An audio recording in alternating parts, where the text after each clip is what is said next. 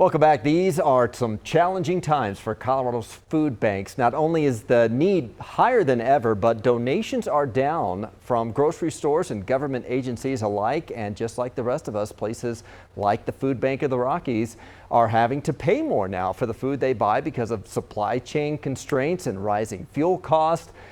And joining us today on this second day now of our 7 days to help end hunger is someone our Denver7 viewers will recognize. Mitch is back now as a member of the Food Bank of the Rockies. Thank you so much for being here and talking about this important issue because the need is so high right now. It is. You know, once we got into the pandemic, we saw that need rise by about 80%. It was starting to come back down, and then now inflation has hit.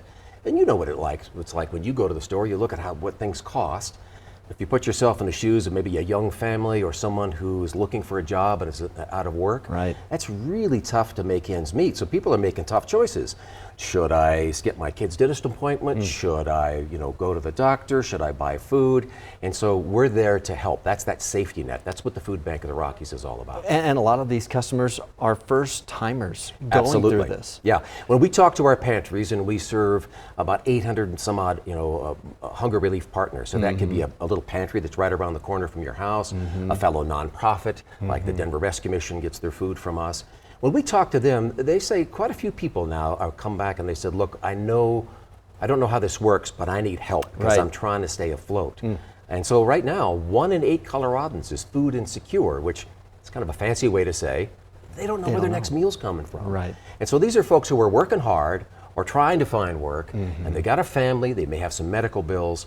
And so we're really helping the whole community because if we can keep them afloat, they don't lose their house, don't lose their apartment, skip a payment on a car, and provide them with nutritious food, well, that's going to help them in several ways, not the least of which they're going to feel better because they have good nutrition, they'll be more focused at work, more focused at school. And we were at the Food Bank of the Rockies warehouse just yesterday. I mean, pallets and pallets of food. It is a well-oiled machine there from a logistical standpoint, but I love how the Food Bank of the Rockies customizes to different groups depending on culturally relevant foods for them. Absolutely. That's something we're very proud of, and other food banks are kind of keep an eye on how we're rolling this out over our entire system.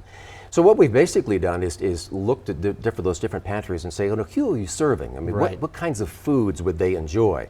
Because we just feel it's more dignifying if you're getting foods that you're used to, because we can find you apples and peanut butter and pasta, but if you're from Somalia, maybe that's not what you eat. So we're finding things that are more culturally relevant to them. They enjoy it, and with their families, and then the food's not being wasted.